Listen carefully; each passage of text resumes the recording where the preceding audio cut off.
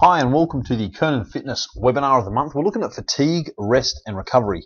Usually we're talking about some sort of training or stimulus based discussion, and obviously that's only part of the equation because recovery is a massive part of any training goals. Whatever gains we're after, if we're not recovering from them, what are we gaining?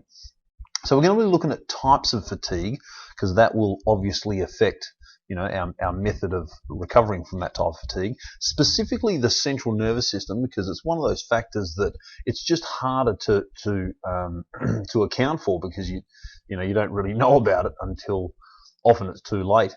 Obviously muscle and tissue recovery, the more mechanical based wear and tear that we need to recover from, that's a little bit easier because it's, you feel it.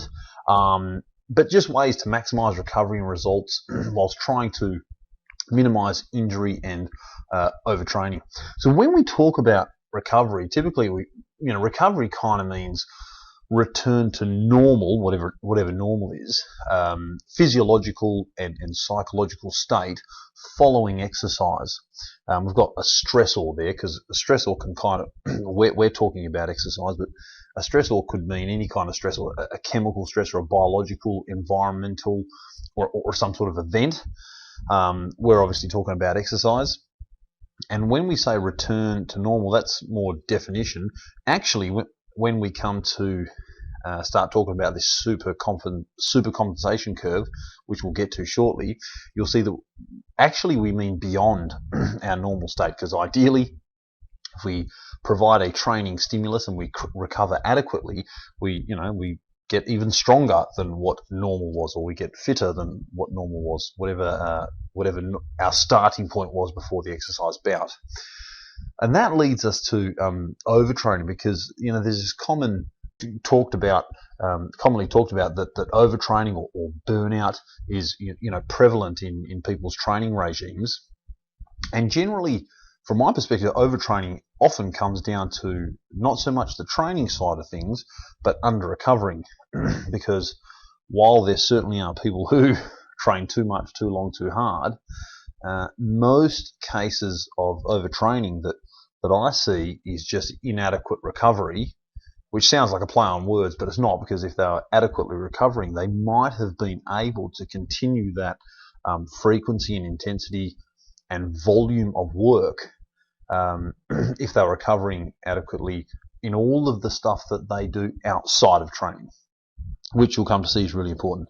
And therefore we get, when it comes to overtraining, which is just through when the volume, the intensity and the frequency just exceeds your capacity to recover, then we get that principle of diminishing returns, where ever more effort seems to produce less and less gains. So that's what we obviously want to avoid. Now, we spoke about stressors and stress, how stress affects the body and how it plays with recovery. When you think about our history or our ancestry, typically our bodies are designed to handle stressors, whether that's this depiction where you're chasing after food in a fairly adrenalized state, or chasing away from something that wants you as food. The body's in a stress response, and we're designed to anticipate, encounter, and function during some sort of stress event, and even beyond that, to recover and even adapt from it. To adapt from some sort of stressful event is to become even more resilient or more prepared next time. However, if you look at our ancestry, typically any sort of stressful event or state, whether that's, because that could be mental, physical, or emotional, the stress response is the stress response. But whatever the stressor is, it's typically short-lived. So if you're running away from something, you're either, fight or flight. You either get away from it and you're safe, you can relax after that point, within 5 minutes, 20 minutes, half hour, whatever it is, or you don't get away and you're eaten. It doesn't matter, you're dead. Or if you're, in some sort of stressful event, then, usually it's a short-lived scenario, and then after it you get to rest, and during that rest and recovery you get to to get back to your normal. Remember that starting that normal, whatever normal physiological and psychological state is, and that does mean that there is some sort of rest period, because during the stress response the body is getting fatigued. Even if you're sitting down at your work desk and you're in a stressful state psychologically, the body is slowly getting worn down, like an adrenal type of stress, and the body will slowly get worn out from that. And it does need a period of time of rest and recovery to adapt, and obviously to recover. So what we're not designed for, we're not designed for this low-level, ongoing, continuous levels of stress, whether that's physical, like like you're training all the time, or psychological or emotional, or combination. So if someone trains hard in the morning and then they've got a stressful job all day, they don't get great sleep at night, they're poor nourishment and nutrition, and then they're training again the next day, their body's kind of either constantly in fight or flight, or just never properly resting to recover from that. So that then leads to typical case of what we call fatigue, and hence the topics of this webinar. So the main types of fatigue are central nervous system, which I mentioned on, muscular, energy substrate, or the fuel source that we're using for our our exercise and our energy demands. What are we using as a fuel substrate? And that does come down quite a lot to a nutritional thing, but we'll get to that. And also metabolic. So the metabolic waste products of exercise and just energy demands, and how that can build up and obviously fatigues us. Now, one thing to note is the difference here, and this is key, because while sleep is a really important factor in recovery, which you'll come to see, I do want to highlight the difference between exhaustion and sleepiness. Typically, sleepiness can, that's, when someone's tired and kind of looks fatigued. Generally, most cases, it's just a case of, not enough sleep, as in insufficient sleep. So that would cure it. Whereas exhaustion is different. And to give you the example, if you were completely exhausted, imagine doing something, some long, hard, arduous kind of physical task, where at the end of it you're just totally spent, and then you had to drive home. You'd be less likely to fall asleep at the wheel completely exhausted than if you hadn't done anything physically. So from a physical point of view, you weren't exhausted at all, but you had been up all night and you were very sleepy, and then you had to drive home like early in the morning or something like that from a long night of shift work where you don't sleep. You're more likely to fall asleep at the wheel, which goes to show you the difference between exhaustion and sleepiness.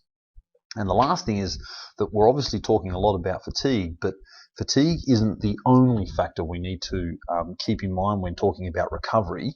There's also the other things that are more mechanical based, like just general wear and tear on joints, bones, ligaments, and just these things that we need to keep in mind. So let's keep that in mind as we get into this. Before we go into the different types of fatigue, it's important to understand how the body works with this graph depiction of what we call the supercompensation curve, which I mentioned earlier, because this relates to anything, any type of fatigue, any type of adaptation that the body will ideally go through.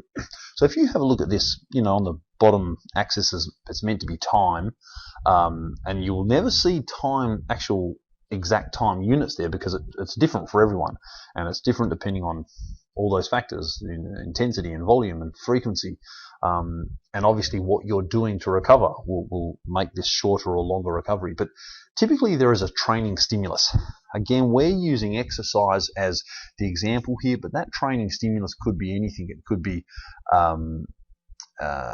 an emotional stimulus, it could be a psychological stimulus, but we're talking about training.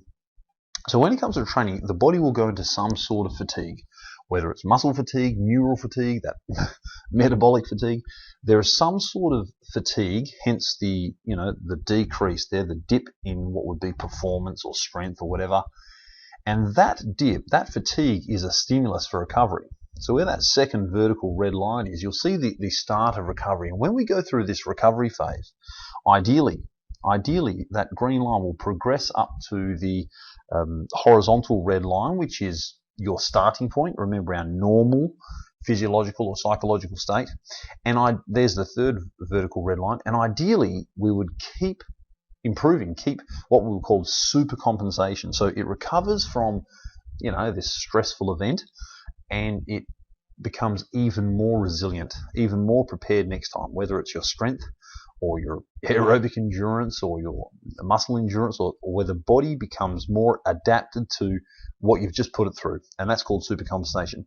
If you were to never train again, well, then it just goes into involution and ends off back where it started, or potentially even worse. But on that scale, logically, when would be the best time to train again for the next training stimulus? And the answer is at the very peak of that supercompensation curve. So the very highest point of that green line. Now, what would be the consequence of training, for instance, where the green line meets the horizontal red dotted line again? The consequence would be that that's your starting point. So if you were to train again, well, you just go through a fatigue and a recovery, and you train again at the same point that you started next time. You go through fatigue and recovery, and you're constantly training at the same point. You're never actually getting better. So that would be the consequence. Now, that's just training at the same point you started. What if you trained prematurely, which so many people do? What if they did the training stimulus, went into fatigue, and during recovery, see where that arrow is pointing? What if you were to do your training stimulus again at that point? Then you would go to a deeper level of fatigue, drains you more, and you would come back not as far up, you train again, even deeper level of fatigue, and you basically get into classic overtraining. So that's the consequences of not getting it right with the supercompensation curve. So keep that in mind for any of the factors of fatigue. Now, when I said before about it's not so much overtraining as it is under recovering, keep in mind that when we talk about recovery, it's not just what we do it's not just not training. Recovery isn't just not training. We're talking about things like sleep and rest and nutrition, and this next point on what we call the autonomic nervous system. So the autonomic nervous system is that part of the nervous system that has two main divisions, and most people are familiar with this. The first is what we call the fight or flight. The technical term is the sympathetic division of the autonomic nervous system, and most people know this. This is when we've got high heart rate, high breathing, blood's in our arms and legs. Fight or flight, you're either that chicken there or the tiger. You're either running away from something or ready to fight it, hence the term fight or flight. That's obviously our high energy state of the nervous system. The other thing is obviously parasympathetic division of the autonomic nervous system, and that's the complete opposite. That's when you're in rest, recovery, you've just woken up in the morning, heart rate's low, breathing's low, you're half asleep, but that is when the body is completely conducive for recovery. So when we talk recovery, we're talking about time spent in the parasympathetic division, time spent in that mode, rest and recovery. If we were to do some physical training, you're going to be in sympathetic division when you're training. If you then go to work, for instance, and you've got a stressful day, psychological, even sitting at a desk, so physically you're doing nothing, but you're sitting at a desk, then your mind's racing. Inside your body, you're still in sympathetic division. You're not in rest. Your body will say, "Well, shit, let's just get through this. Let's get through this tough event first. Then when we get to properly rest, then we'll think about this recovery stuff, resting in recovery." So when we're training, we're on. And when we're not training, we need to try to be off, meaning just relax and rest as much as we possibly can, even psychologically and emotionally. Because it brings us to this little diagram, which shows us that that shouldn't be a very low amplitude graph. the higher the amplitude, the better. Meaning, when you're on, you're on. So when the peak of your energy is up, it's nice and high, and when the low or the trough of your energy, like when you're asleep, should be quite low. The higher your peak energy, the better, and the lower your, like a nice deep sleep or at least deep rest, the body will recover better. So then it comes to our first level of fatigue. I shouldn't say first level, just one of the most important factors of fatigue, central nervous system. This factor of fatigue, it varies the most day to day because it's so easily affected by mood, excitement. That's both overstimulation and understimulation. It's affected by anxiety, infections or illness, hormones, heaps of things that affect how, the level of stimulation of your central nervous system. And because of this, it can be the most serious or chronic, because things like, think about glandular or like adrenal fatigue as an example, where you're constantly stimulated, high energy, fight or flight based stuff, so continually that the adrenal glands are just wiped, become exhausted. It can lead to things like chronic fatigue. They say that people with chronic fatigue, when they're, or even low levels of it, when they're training, they have higher rates of perceived exertion, meaning when they're training, they think that they're training a lot harder than they are, or that they're pushing a lot harder than they are. It's just like they've got a low, like a low pain threshold, and the more fatigue you get, the worse that gets. So this can be fairly serious. As I mentioned, psychological, emotional, it all impacts central nervous system. We want that rest energy cycle. And again, to give a really good example of what's commonly thought, what's commonly used in the industry, in the fitness industry, to try and combat fatigue and recovery, someone will say, "Oh, let's train, an energy system or a body part one day, and then do a different energy system or a different body part the next day." The classic thing is, "Hey, let's do upper body today, and tomorrow we'll do legs, and the next day we'll do cardio." That way each muscle group itself is resting, right? Because when I do my upper body, my legs are resting, and when I do my lower body, my upper body's resting. What they don't realize is that your central nervous system is never resting. Anytime you're training, it's being used and it's stimulated. So that we need to take into account. The other thing with central nervous system is, you hear a lot about post-workout supplements. They're usually some form of stimulant, whether it's caffeinated or just some sort of thing that jacks you up just to get all wired up for a nice hard training session, which, it's great for performance and great for a good hard training session. I've got nothing against it. It's just that it can easily be overused. That if you do that often, you're just setting the body up for this, like adrenal fatigue. So that central nervous system, the best way to recover for that is just, having those periods of very low stimulation, trying to get into the parasympathetic division of that, of the nervous system. So muscular, we're generally talking about the physical or mechanical side of things. When you feel the soreness of training hard one day or doing something new, that's generally microtrauma. We call it DOMS, delayed onset of muscle soreness, the usual stiffness, soreness you get from exercise.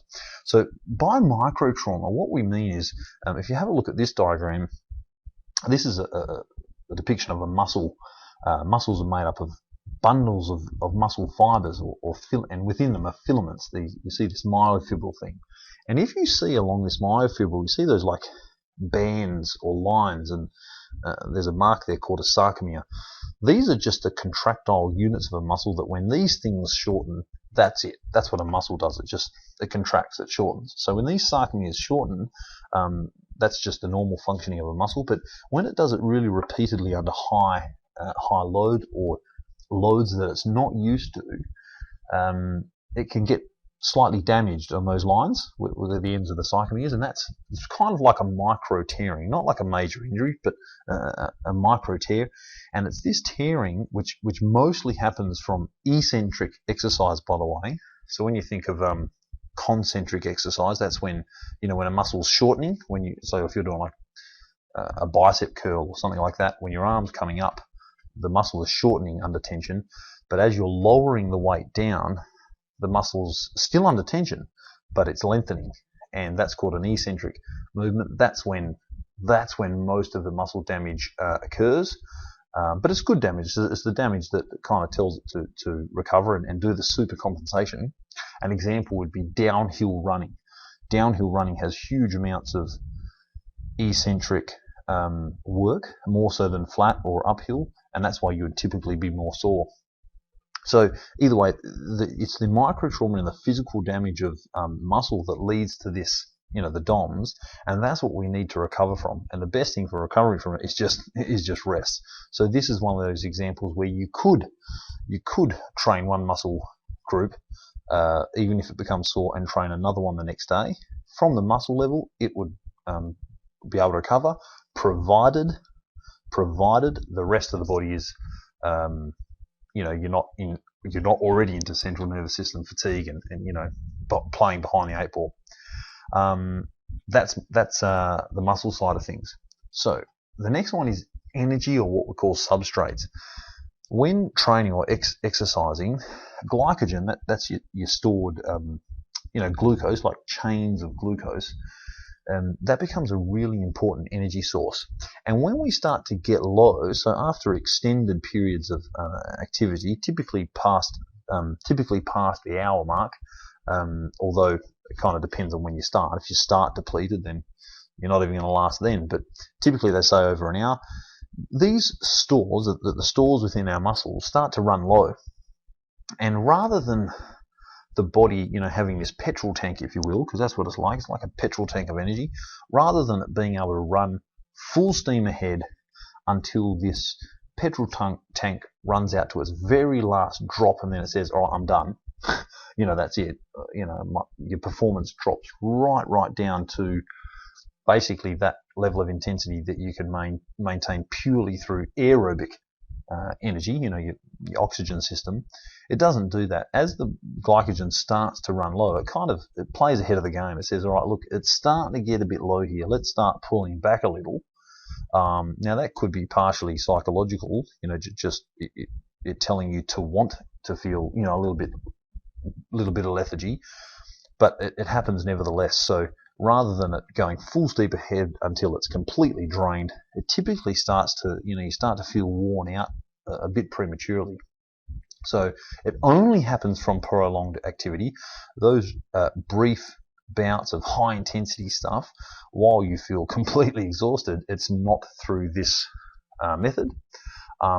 So this really comes to, if you see the last point, this comes down to substrate utilization and fuel replenishment. So by substrate utilization, when we're providing fuel for exercise, it's typically either fat or glycogen, glucose that is, carbs, or you can use protein, but usually it's fat or glucose that are preferred sources, and glucose can be burnt aerobically or anaerobically, and that kind of just depends on two things. One is the intensity, and two is your aerobic fitness.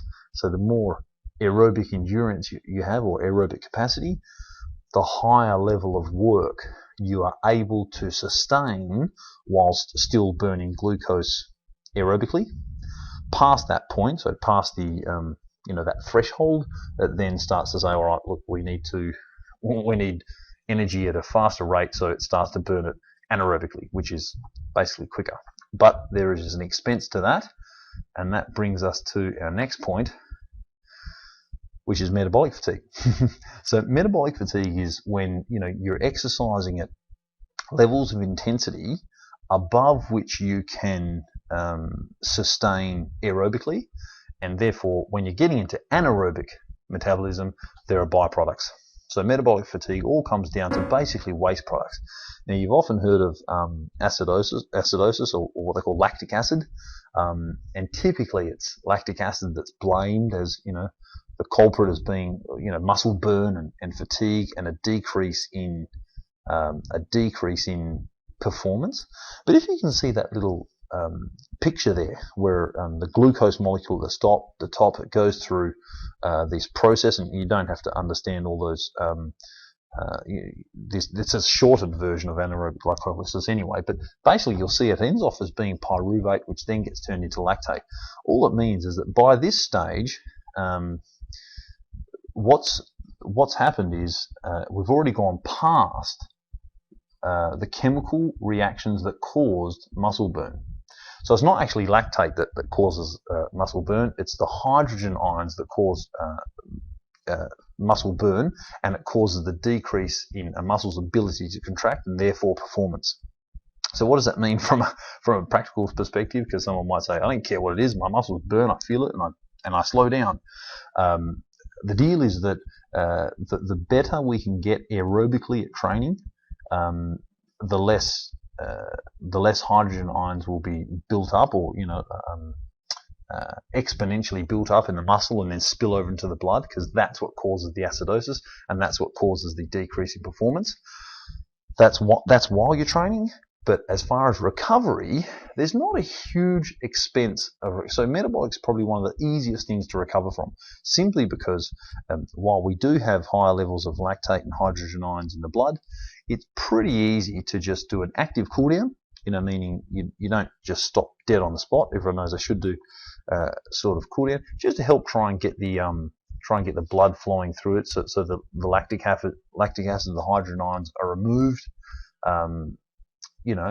sooner rather than later, and typically they're not out of the blood, but they're back down to resting levels within an hour or two after exercise. So typically recovering from metabolic fatigue shouldn't be too much of a drama. It'll only really affect you during your exercise bout, when you feel the burn and when you feel that the cost of these waste products of anaerobic glycolysis.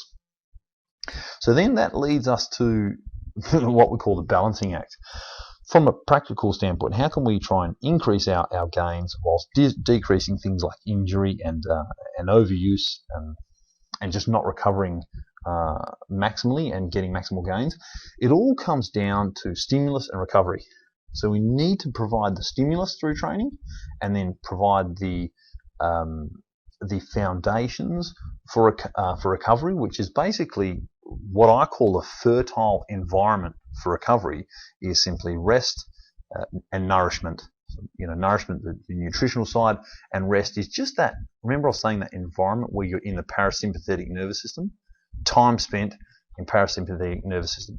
So from a programming and periodization point of view, you've got to take into account the factors of intensity, volume, and frequency. And when you're doing this, generally when your intensity is really high, your volume's going to have to be low. And when your volume's really high, your intensity is going to have to be low. And there'll only be very, very short periods throughout any kind of program when there's a decent amount of volume and a decent amount of intensity together. That should be kept to a minimum, and certainly followed by a huge amount of recovery. Frequency, obviously, you need to take into account. Rest, remember, we're not just talking about not training. We're talking about time spent in the parasympathetic nervous system. Varying physical stresses, it just means throwing in a little bit of variety. So let's say you're a runner, you're constantly running. If you've always done that, then your body's probably going to be okay with it. If not, if you're new to running, then you're probably going to want to not just run, but throw in maybe some cycles or some swimming or some cross training or something, just so that the physical stresses of the body vary and you don't get those overuse type injuries. Nutrition and blood flow, so we're talking about things like post-workout nutrition and what you do after an exercise event, but that's another webinar in itself, which we'll be doing shortly. When it comes to cool downs, I mean, there's a lot of stuff out there that I'm not going to say does work or doesn't work, but sometimes there's a lot of literature that goes against it. But things like certain types of massage or hydrotherapy or cryotherapy, contrast therapy, that's the hot and cold stuff, Epsom salt baths and compression wear, there's lots of things that people will say helps with recovery. I don't know if they do or don't, but there's certainly nothing against employing a few of them if you believe they help. The main thing is being smart with your programming, and factoring in your recovery. So that's it for that webinar, guys. If you've got any questions relating to it, you can send an email to that email below, info@conanfitness.com. And until next time, work hard, play smart, and bring out the warrior within.